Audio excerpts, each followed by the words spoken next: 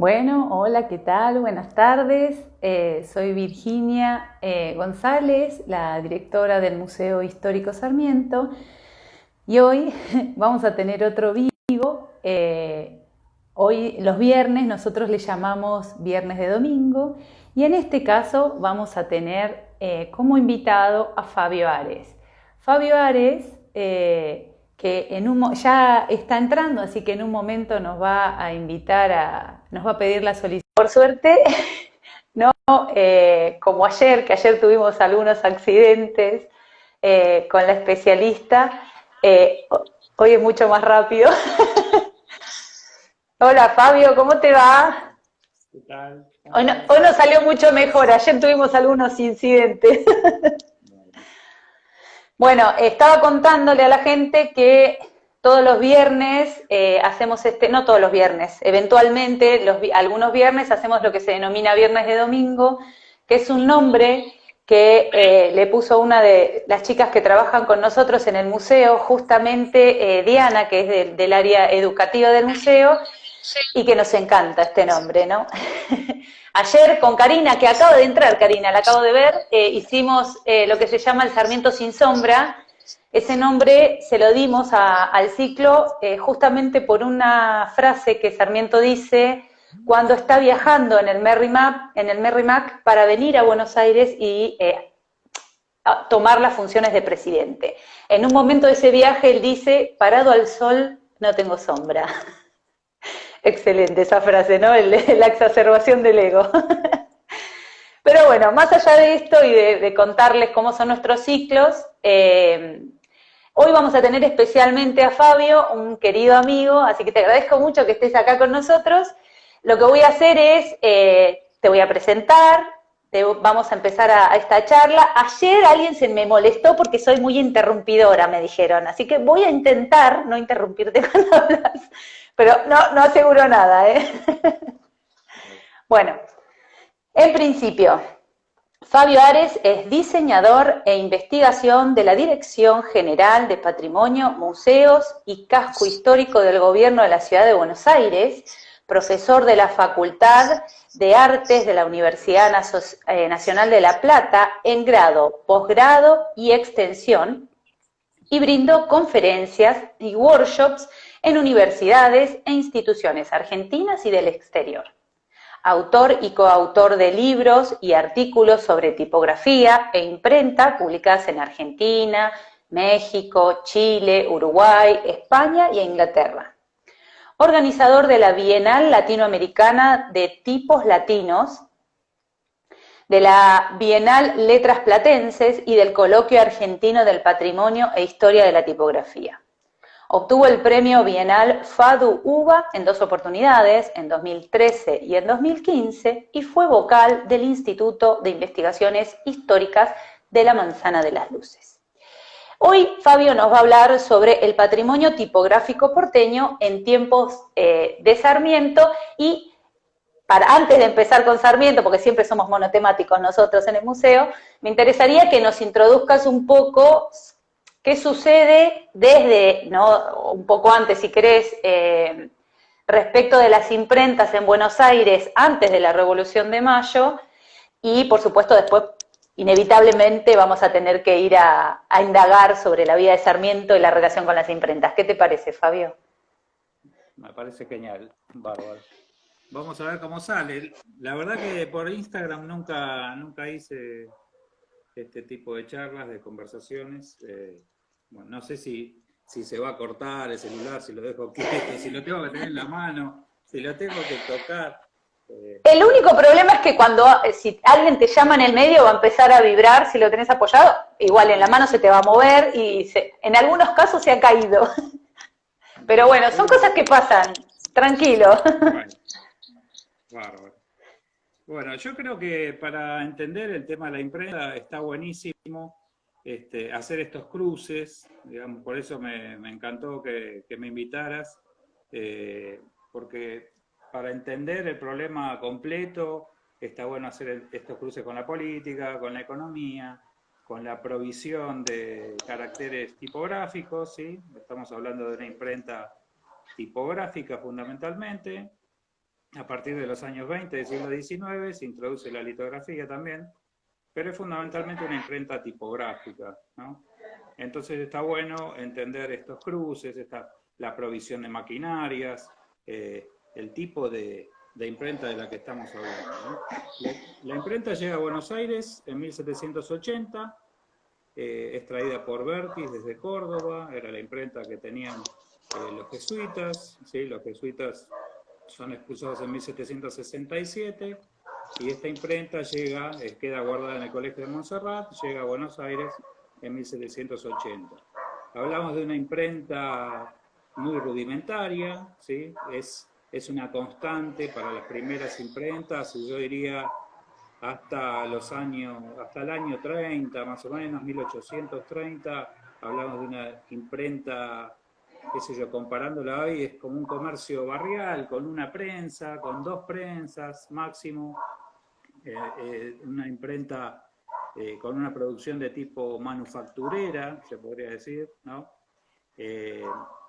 Muy de escala muy reducida, y esto, bueno, va a suceder hasta 1815, que es cuando empiezan a abrirse nuevas imprentas en Buenos Aires. El monopolio de la impresión la tenía desde 1780 a 1815 la imprenta de Expósitos, ¿sí? Era la única imprenta que existía en Buenos Aires, extraída por el virrey Bertis entonces, y era una imprenta para imprimir toda la papelería administrativa del virreinato, ¿sí? Igualmente, de inmediato, como es la primera imprenta, empieza a imprimir material educativo, material religioso y en menor medida material social, siempre privilegiando, por supuesto, el tema administrativo, ¿sí? A partir de 1815, sí. Yo, bueno, lo siento, tengo que interrumpir, no lo puedo evitar. En principio yo quería contar que nosotros nos conocimos cuando yo trabajaba en el Museo del Cabildo, porque cruzamos investigaciones, digamos, yo estaba investigando sobre la imprenta que estaba en el Cabildo, que se decía que era la imprenta misionera, que finalmente determinamos que no, o que parte sí, digo, no que no, que sí. No la cordobesa, que al principio se pensaba, bueno, estos acercamientos que fuimos haciendo, de hecho ahí conocí un montón de gente, conocimos a Patricio Gatti, te conocí a vos, pero justamente en ese periodo que a Coti se ríe, en ese periodo que estuvimos haciendo esa indagación, justamente surge que Moreno se queja muchísimo en el 10 porque dice, yo quiero imprimir el contrato social de Rousseau y estoy parado desde hace varios días, sobre todo en el periodo, ¿no?, más álgido de mayo, tenía que parar la impresión del contrato por varias cosas, entre otras por la publicación de documentos oficiales. Y además él dice que está molesto porque faltan letras, entonces no puede hacer varios armados de estas cajas de texto en simultáneo, justamente por ese problema de falta de letras, a pesar de que habían venido algunas de Montevideo en el 7, ¿no?, después de las invasiones inglesas, ¿verdad? Sí. El contrato social se imprime en 2 partes, ¿sí? Este tema de la escasez de caracteres fue normal a lo largo de toda la historia del taller de Expósito, 30 y tantos años que pasa esto. Vinieron letras en 1790 desde España, las invasiones inglesas vuelven a traer letras, y en 1809 también vienen letras desde España, ¿sí? Yo tengo una investigación que justamente ubica a los punzonistas, que fueron los encargados de diseñar esos caracteres. Está bueno eso también para entender el circuito de provisión comercial de tipos móviles entre Europa y América, ¿sí? Nosotros somos un país que nos alimentamos de Europa, ¿sí?, todo el tiempo, no como Chile, por ejemplo, el lado del Pacífico tiene la línea de Estados Unidos, y nosotros nuestra provisión de caracteres es europea. No, y además recién en el 65 se empiezan a imprimir, ¿no?, o a producir tipos móviles, ¿verdad? Sí, después vamos a hablar de la fundición de Bernheim, que es la primera y es en el 65. una fundición igual de pequeña escala. La principal fue la Fundición Nacional de Tipos, que era de la familia Estrada. Eso es en el 71, ¿sí? El año de la fiebre amarilla. Justamente, ¿sí? Bueno, y esta primera provisión es española, ¿no? Es como una primera etapa de tipos españoles. Hasta después de la Revolución de Mayo van a ser tipos españoles. A partir de la Revolución llegan tipos ingleses, ¿sí? Toda la primera parte es española, la segunda parte es inglesa, hasta los tiempos de Rosas pasa esto, ¿sí? A partir después de Caseros, se traen tipos franceses y se adquiere además el gusto por la composición francesa también. De eso, cuando hablemos de Sarmiento, está bueno también, me tengo que acordar de mencionarlo. Y a partir de las últimas 2 décadas del siglo XIX, va a ser Alemania el origen de los caracteres. El origen de caracteres y maquinaria. Primero de maquinaria, y con la maquinaria vienen caracteres alemanes. Y Fabio, ¿qué pasa con las diferencias de esos caracteres, de la conformación de la letra, el diseño de la letra, ¿no? Porque esto va a ir variando. De hecho, también Moreno se queja de eso, que eran todas letras de distintos diseños y que entorpecían un poco el escrito. Y Sarmiento se reenojaba también con el tema del surtido de caracteres. Bueno, justamente él cuando... Bueno, después te cuento, así no te interrumpo. La imprenta de Expósitos no fue nunca una imprenta de producción de libros, ¿sí? Lo máximo que se produjo fueron periódicos, ¿sí? Primero estas piezas administrativas, y a partir de 1801 y 1802 después, el telégrafo mercantil y el semanario de Industria y Comercio son los primeros periódicos de Buenos Aires. A partir de ahí, desde 1815, bueno, el periódico es como la pieza estrella, digamos. Esto va, hasta después de Caseros, va a ser la pieza más importante, ¿sí? de difusión que utilizaban las imprentas. Y a partir del 52, bueno, Bonocore habla de la edad de oro del libro nacional, ¿no? ¿Ahí lo tenés? Lo tenía preparado, sí. Ah, este es el otro. Justo. El santafesino Bonocore. Bueno, habla de la edad de oro del libro nacional, que se inaugura a mediados del siglo XIX, ¿no? Sarmiento va a tener bastante que ver con eso también, ¿no? En su mirada de editor moderno, digamos. Bueno, se pasa entonces de una imprenta, como decía, de tipo gutenberiano, muy, muy básica, a una imprenta que se conoce como de manufactura moderna, una imprenta reducida en escala, pero que ya incorpora mayor cantidad de máquinas, incorpora la litografía para las ilustraciones e incorpora personal más especializado, ¿no? En la primera teníamos una división de tareas básica entre el compositor, el impresor y alguna persona de rústica y la venta de la tienda del taller. Esa era la estructura básica gutenberiana, y después se incorporan nuevas especialidades, ¿no? Bueno, eso tiene que ver con esta nueva imprenta moderna que va a ser la imprenta de los tiempos de Sarmiento, porque no podemos hablar de industria de imprenta, de grandes establecimientos, hasta después de 1880. ¿Sí? Exactamente. Y ahora que decías esto de Sarmiento, yo quería meter un bocadillo acá, porque Sarmiento, después de que imprime el Facundo en el periódico Crónica, en el 49 recién habla de esto. Él imprime en el 45 el Facundo y en el 49 dice, hablando sobre la imprenta de Belín, porque él cuando va a Europa en el 45 lo convence a Jules Belín para que venga a Chile a instalar una imprenta. De hecho, Belín termina siendo su yerno. Pero en el medio él habla en este artículo del periódico sobre lo interesante de la imprenta de Belín, y la relaciona con el arte. Eso es muy interesante, porque a él le importaba muchísimo la estética del libro, y en ese halagar a Belín dice, justamente habla de su libro del 45 y dice, porque los imprenteros, asesinaron al libro. Se quedó muy enojado con esa primera edición, de hecho, Belín después en el 51 le hace una segunda edición de ese libro, ¿no? De hecho, que pareciera que Rosas hubiera visitado la imprenta, dice justamente. Exactamente. La edición, antes de cerrar la edición. Está bueno ese paso el segundo paso por Chile de Sarmiento. Bueno, es donde se puede ver claramente el Sarmiento editor moderno, ¿no? La persona que entiende la relación entre contenido y forma, ¿sí?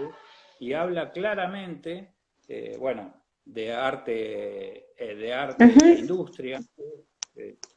Sabemos que era un apasionado por el dibujo y por la cartografía, por ejemplo. Pero bueno, habla también de la suscripción, del modelo de suscripción que van a incorporar después en Buenos Aires también, este modelo todos los periódicos y las librerías también, incluso para subsistir. Habla de la producción de libros útiles, ¿sí? También de libros que compra el Estado. Es un debate, pero actual, de las carreras de edición, por ejemplo, ¿sí? El Estado comprando libros para repartir.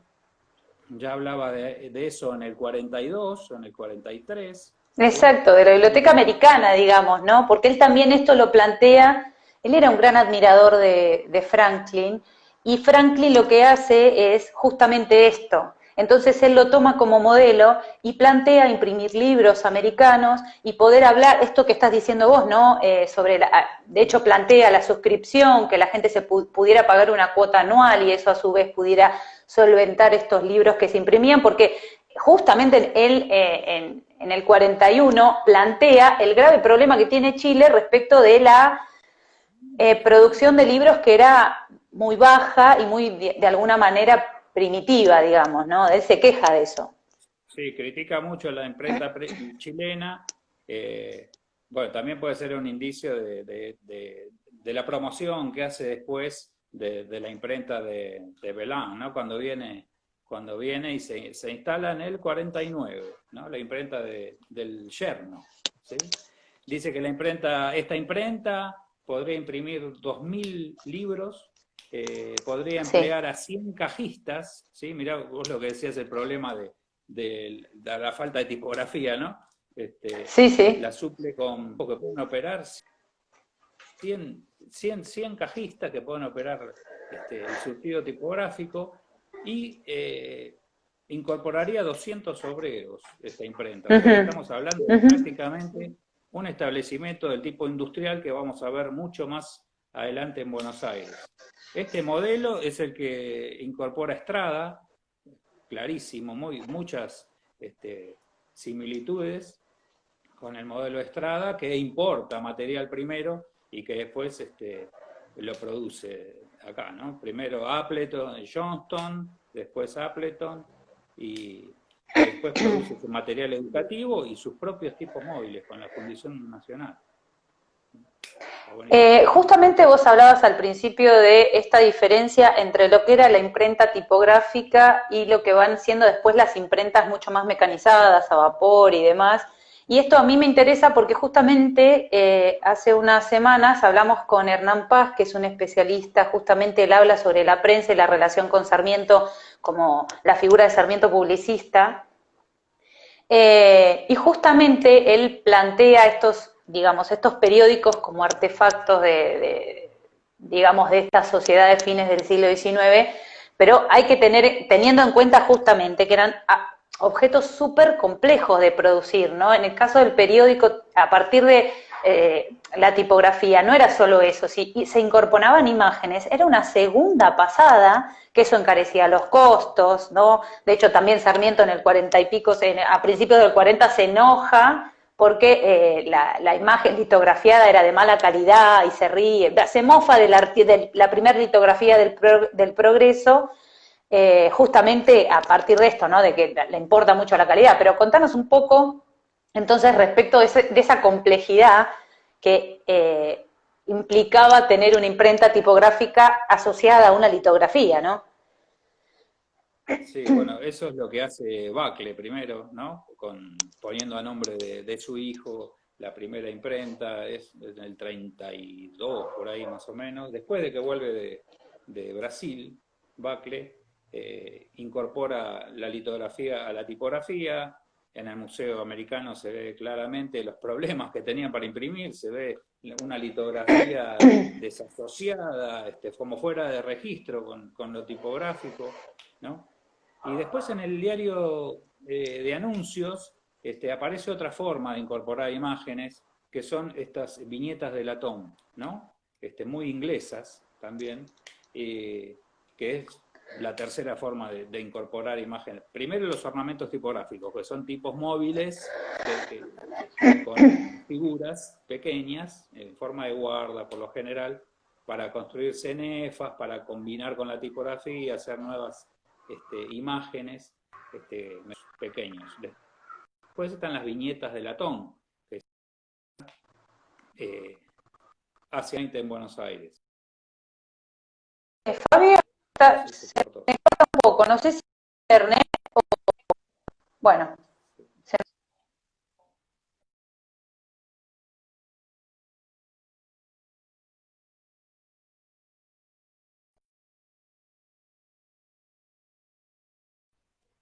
más con internet, así que ahora supongo que se acomoda. Hola, hola. Ahí estás de nuevo. Hay Hay una gran parte de lo que hablabas sobre los tipos y esta relación de los tipos. Bueno, se nos perdió. Vamos de nuevo. Vamos de nuevo. Sí, sí, como yo decía que había tres formas de incorporar imágenes en esos primeros años. Primero fueron los tipos móviles, los ornamentos tipográficos, tipos móviles decorativos. Después estaban estas viñetas. Otra vez se cortó. Hola, hola. Hola, hola, te escucho cortado todavía. Un poco cortado. Sí. Después estaban las viñetas de latón, ¿sí? 1820 más o menos. Y en el 27 abre la primera litografía y la segunda es la de Bacle, la más importante, ¿sí? A partir de ahí, bueno, se las ingeniaban como para incorporar tanto viñetas que se repetían permanentemente porque no había acá producción. Nunca fue tampoco Buenos Aires una ciudad en donde se pudiera encontrar grabadores fácilmente, ¿sí? Lo mismo pasaba en Chile, decía Sarmiento también. Así que la litografía viene a solucionar gran parte de esos problemas. La litografía sabemos que introduce otros actores a la producción tipográfica, ¿sí? A la producción de impresos, no tipográfica. Se incorporan calígrafos, ¿sí? Sarmiento también era un amante de la buena caligrafía. Basta señalar la polémica con Alberdi, digamos. Incorpora cartógrafos, incorpora dibujantes, artistas a la producción de impresos. Eso es lo que hace la litografía. Y eso es lo que va a hacer hasta casi fines del siglo XIX, porque son los sistemas de impresión del momento.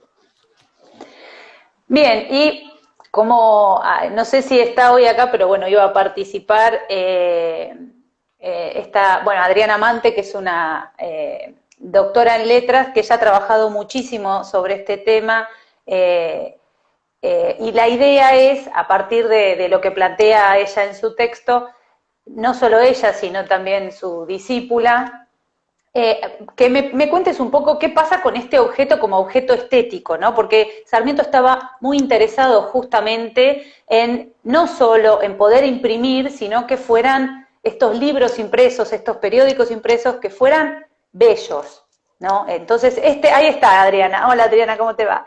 Que fueran bellos libros, ¿no? Digo, Josefina Cabo también, ¿no? Josefina Cabo habla muchísimo de eso, espero que esté acá, y si no, ella trabaja mucho sobre este tema respecto del objeto estético, ¿no? ¿Cómo lo veía Sarmiento? ¿Qué nos puedes decir de esto? Lo que pasa es que cualquier impreso tiene y la tipografía tiene como esos dos planos, ¿no? El plano funcional y el plano, indudablemente el plano estético, es imposible escapar a eso en un análisis completo de cualquier producción gráfica. Está bueno que Sarmiento lo entendiera así, por eso hablo de un Sarmiento editor, como entendemos hoy un editor, digamos, preocupado por cada uno de los planos de la producción del libro, ¿no? De la producción del libro y del impreso, del periódico también, porque fue un editor importantísimo de periódicos. Acá está, ahí está Josefina. Ahí está Josefina también. Hola, está José. Buenísimo. En el texto también está bueno, en el texto de ella, que habla también de toda la parte del Ejército Grande, ¿no? que está bueno charlar también. Bueno, sí, eso es muy interesante. De hecho, acá hay personas muy interesadas. También está Sandra Cid, que la acabo de ver, así que hay gente muy interesada en todo lo que es el mundo del libro, la tipografía, ¿no? Y estos cruces que estamos analizando ahora. En el caso de justamente de Sarmiento como boletinero del Ejército Grande, ahí hay algo muy interesante, justamente eso lo plantea Adriana en su texto, respecto de que muestra de alguna manera esta obsesión de Sarmiento, ¿no? Por concretar las cosas a como de lugar. Y hola Sandra, ¿qué tal? Hay varias cosas en el Sarmiento boletinero. Hay un montón de perlitas, es imperdible. Sí, y justamente la imprenta que trae Sarmiento insiste con Urquiza, tanto que Urquiza le dice, bueno, anda a comprar esa imprenta a Montevideo, y se la trae. Que lo que tiene Adriana es una prosa muy interesante, porque lo hace todo muy, es como una aventura leerla, ¿no? Y dice, no, justamente que era un carromato. Perdón, te estoy interrumpiendo. Pero justamente está buenísima la imagen, porque uno se da cuenta de esa manera que no es la imprenta que conocíamos, la imprenta de campaña, ¿no? La que pasa a San Martín a Chile, la que lleva Belgrano, ¿no? Que está en el Instituto Belgraniano, son prensas de escritorio, ¿no?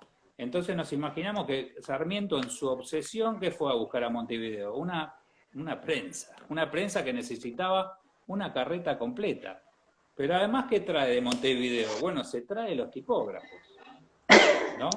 Trae a Coni, tipógrafos franceses. Decíamos del nuevo gusto, ¿no? Dejamos el gusto inglés por el gusto francés. Estamos hablando está asociado a las ediciones científicas, este nuevo gusto por la tipografía francesa y por la forma de componer francesa, y se trae dos franceses desde Montevideo, se trae a Bergen y se trae a Coni, ¿sí? Desde Montevideo, y está buena también la relación de estos con Corrientes y luego con Buenos Aires, ¿no? Porque, de nuevo, es importante hacer los cruces con la política, digamos, ¿no? Sí, se integran al ejército, marchan sobre Buenos Aires, en el camino las diferentes ciudades e incluso la provincia de Santa Fe se van diciendo, bueno, el primer impreso de este lugar es el de Sarmiento, o es el boletín de Sarmiento. En cada lugar a donde paraba el ejército, inauguran también el arte tipográfico a través de estos 26 boletines, ¿sí? Pero bueno, no queda ahí, digamos, entran a Buenos Aires, pasa Caseros, tachamos a Pedro de Ángelis como la gran figura, ¿no? Impresora de Buenos Aires, casi única figura del momento, ¿sí? Con el control de los medios impresos, y bueno, y empiezan a desarrollarse estas personas que vinieron con el ejército grande, ¿no? También sumamos a Hortelano, que está vinculado también, no estuvo en la carreta, yo he leído ahí en el artículo, pero después me fui a las memorias, cabezón, de Benito. Claro, me fui a las memorias de Hortelano y no, él no estuvo ahí, pero sí incorpora a Mitre, que viene con el ejército grande, y crean los debates, ¿no? En un intento de meterse en la edición de periódicos políticos, ¿sí? Hortelano estaba escribiendo uno que se llamaba La Avispa, y a partir de la avenida de Mitre empiezan con los debates. Después irrumpe la gente de Urquiza y les destruye la imprenta y hacen un desastre. Entre todo esto, Connie y Bernheim se van a imprimir a Corrientes, van a rescatar a la imprenta del Estado, ¿sí? Yo había conocido toda esa historia como al revés. Una vez me contactó una persona de Corrientes que quería estudiar la tipografía en Corrientes. Y ahí me acerqué a la imprenta del Estado, que es de 1826, y que va a tener como una segunda etapa, la reflotan con la llegada de Connie y Bernheim. La llevan y hacen como una nueva era de la imprenta correntina. Los impresos de la imprenta correntina, vos los ves, son, porque eso tiene la tipografía también, la capacidad de identificar, ¿no? Esas letrerías, de ser como la identidad, esa póliza tipográfica, la identidad de cada taller. Vos ves un impreso correntino y es diferente a todos los impresos, ¿sí? Letras de cuerpo muy importante, letras negras, los identificás al instante. Eso me había llamado la atención ya en su momento, ¿no? Bueno, pero eso tiene que ver también con la... Perdón, eso tiene que ver con la calidad de los imprenteros. Sí, te voy a ir cortando. No, que después sale lo que la gente que escuche me dice, deja de molestar, deja de interrumpir. No, y yo pero digo... no, digo, la idea de estos, porque de hecho Sarmiento se queja justamente de los cajistas, ¿no? De la falta, de la impericia en algún punto, ¿no? Y esto, lo que vos estás demostrando es que estos franceses ya traen el oficio, que eso es muy importante y que logran modificar entonces las lógicas estéticas de estos impresos, ¿verdad? Sí, los franceses de estos tenían aparte 20 y tantos años. Eran muy jóvenes, como en esa época, de niños. Hola, se cortó. Estamos, no me voy. Eran tipógrafos de niños y ya habían traído prácticamente desde la cuna su oficio y llegan a Montevideo, en el caso de Connie, medio de casualidad, porque él estaba de viaje hacia California, ¿sí? Iba a pasar por el estrecho de Magallanes y ahí lo sorprende acá en la entrada del Río de la Plata una tormenta terrible y tienen que meterse en Montevideo. Cuando baja ahí, bueno, dicen que muchos no quisieron continuar el viaje, el velero se estropea mucho y queda imprimiendo Connie en Montevideo. Es ahí cuando lo encuentra Sarmiento y se lo lleva. Mira, ahora te voy a interrumpir un momento porque Martín Marcos, a ver si puedo, acá está, acabo de preguntar algo relacionado con Connie. Déjame que lo busque porque tal vez vos, acá está. Connie Molina, el prócer de la DG en BA, es descendiente de Connie, ¿sabés? No. No bueno. No lo conozco aparte. Está buenísimo que me haga el contacto. Él es el director del Museo de Arte Decorativo. Así que, si te parece, después cruzamos contactos. Sí, claro. Genial. Buenísimo. Me da bueno, porque podemos hablar del Connie de Buenos Aires también, ¿no? Porque después de Corrientes, terminan en donde Bernheim, Connie y Hortelano es como la delantera de la imprenta, esta imprenta de manufactura preindustrial, digamos, ¿no? Es como el tridente de la tipografía de los 60, más o menos, del siglo XIX, ¿sí? En el 63, Connie abre en Buenos Aires su imprenta, ¿sí? Y como dije antes, se va a encargar de las sesiones científicas, ¿sí? Va a ser la imprenta de las ediciones científicas.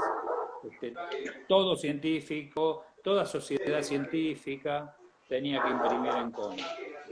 Se encarga como de eso.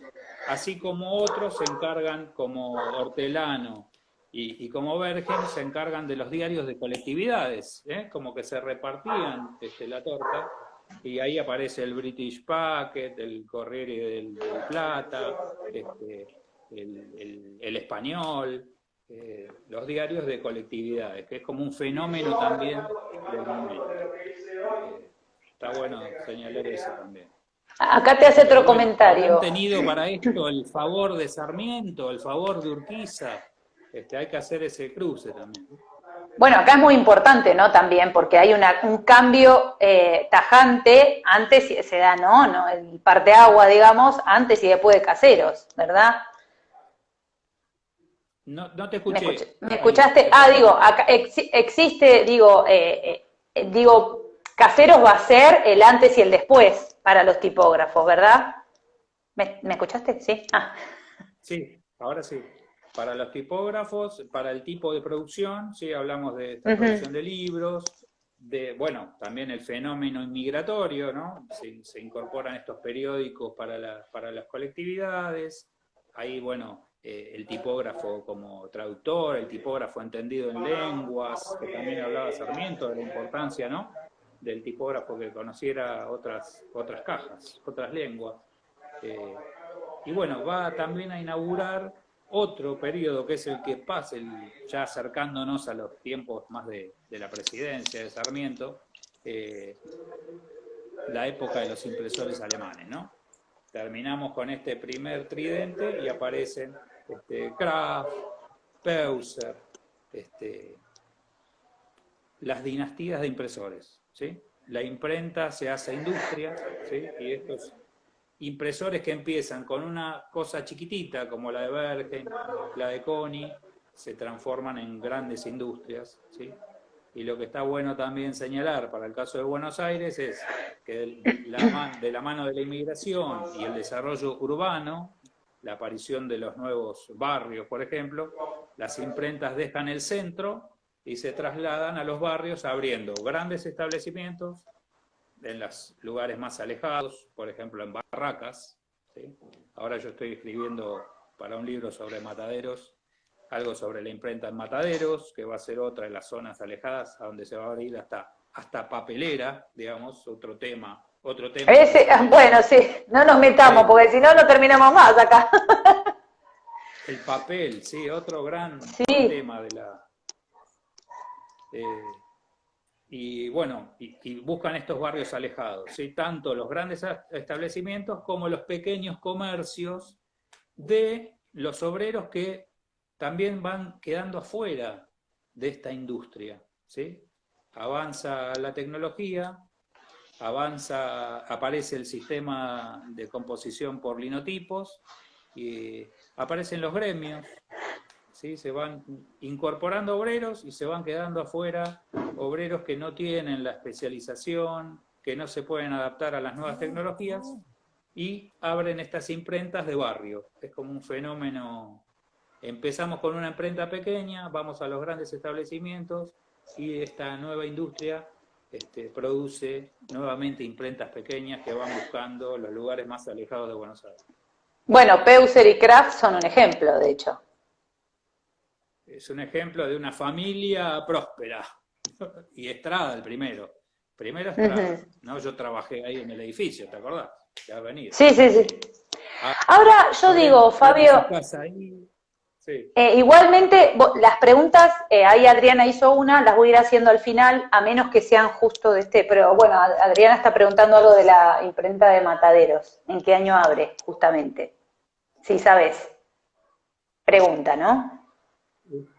Estoy empezando. Primero, Mataderos, bueno, el campo y la ciudad, ¿no? Tiene ese fenómeno. La imprenta de Mataderos es mediados del 20. ¿Sí? Es una imprenta tardía, empieza lo mismo, como una imprenta. Bueno, la primera la pone un señor que justamente trabajó, creo que venía de la compañía de fósforos, había trabajado, y la abre en la casa en un gallinero. Saca la gallina y arma su taller, pequeño taller. Claro, no podemos hablar de grandes industrias en ningún momento, de grandes talleres industriales en ningún momento en Mataderos. Van a ser pequeñas imprentas barriales que van a ir creciendo y se hacen multigráficas, incorporan, ¿no? Distintos sistemas de impresión y las distintas tareas alrededor de la producción de impresos, la encuadernación, la distribución, todo completo. Las van a incorporar muy de a poco y nunca van a tener una escala gigantesca como Peuser, Kraft, Fabri Financiera, como los monstruos de Barracas, digamos, ¿no? Pero bueno, es mediados del siglo XX.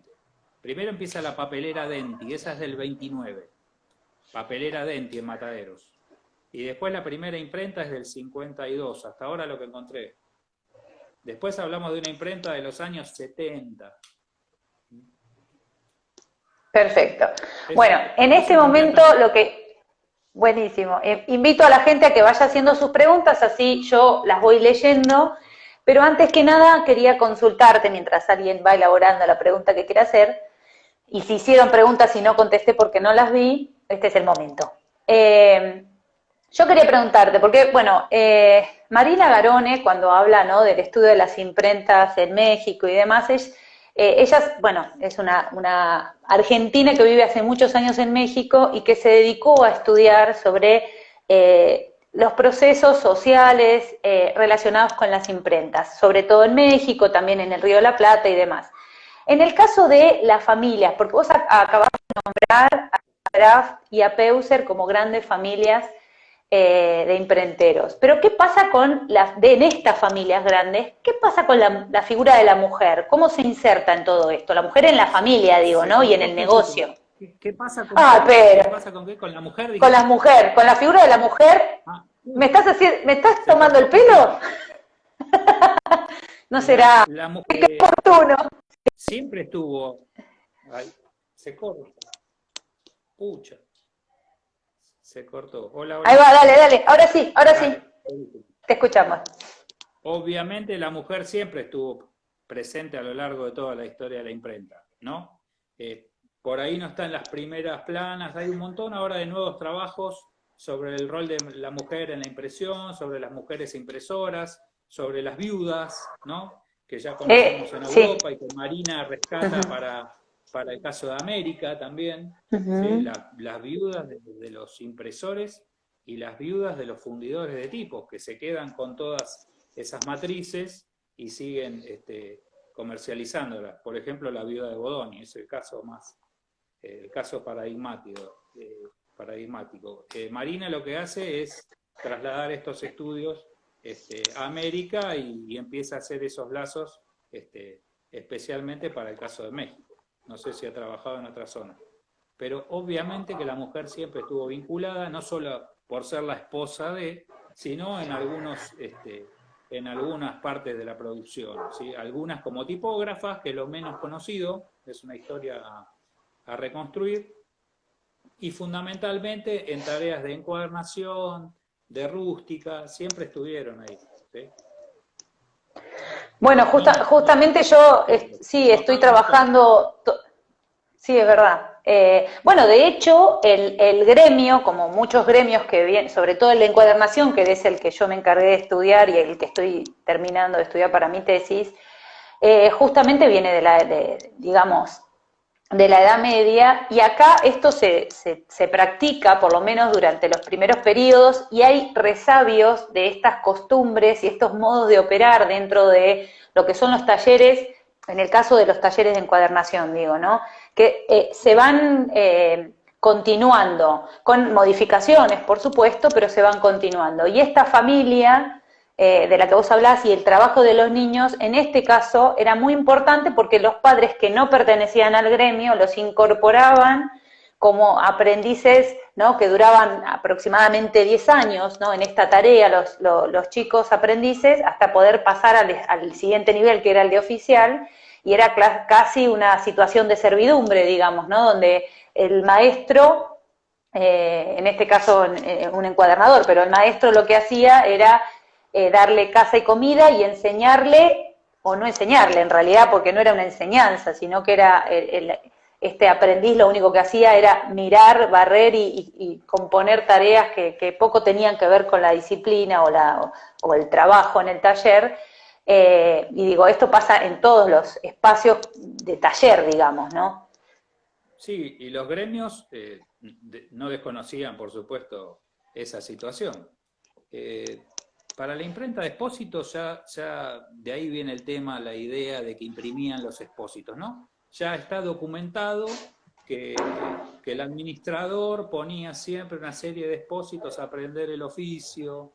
Eso está escrito, está en documentos. Ya se puede verificar en la primera imprenta de Buenos Aires, digamos, ese fenómeno, y que se va a trasladar hasta hace pocos años, digamos. La imprenta se aprendía así, ¿sí? Se entraba de niño Exacto, sí, sí, sí. te jubilabas en la imprenta. Uh-huh. Bueno, Fabio, te agradezco muchísimo que hayas compartido con nosotros este vivo, que nos hayas mostrado tu trabajo. ¿En qué estás trabajando ahora, además de eso, que quería preguntarte? No, ahora estoy con la segunda parte del libro de imprentas, el primer libro se llamaba En torno a la imprenta de Buenos Aires, 1780-1940, ese salió en 2018, lo pueden encontrar en digital, ¿sí? Y ahora estoy trabajando en la segunda parte, ahora en cuarentena aproveché y pude arreglar eso en la dirección general, por suerte me dieron el visto bueno, así que vamos a hacer 1940 a la actualidad. Y la novedad, bueno, va a participar Sandra Cid, va a participar Andrea Gerhich, Ah, los genial, qué del figura. libro anterior seguro, pero además sumamos a Patricia Gatti, es una selección, es increíble. Bueno, va a haber Un algunos lujo. trabajos míos también. Vamos a incorporar las imprentas del ferrocarril, que es también otra de las cosas que me gusta hacer, con tipografía ferroviaria. Así que vamos a De incorporar las Instagram, imprentas indagando en distintas ferroviarias. tipografías. Uh-huh. Y vamos a incorporar al final, como llegamos a la actualidad, vamos a incorporar una sección que se va a llamar algo así como Los Herederos o algo así, en donde vamos a darle lugar a unos 15 talleres, ya aseguraron la participación, van a mandar sus materiales, su historia, su equipamiento, y nos van a contar qué están haciendo en la actualidad por la impresión artesanal, como los herederos de la Excelente. tipografía artesanal, digamos, para llegar hasta hoy, ¿no? Vos sabés que Bueno, cuando todavía estaba en el Cabildo y estaba con esta, ¿no?, investigación de la imprenta del Cabildo, un día pasé por la calle Subiría y encontré a unos tipógrafos trabajando, me metí en el taller y empecé a interactuar un montón con ellos, y de hecho generamos un montón de trabajo juntos. Después ellos dejaron de trabajar, pero todavía en el taller ellos trabajaban con una imprenta alemana, justamente. Súper interesante el trabajo que hacían, yo después le perdí el rastro, pero porque se fueron de la calle Subiría, porque los volví a buscar, eran dos chicos que trabajaban un montón haciendo panfletos y demás. Bueno, pues después los perdí. Tengo acá una pregunta.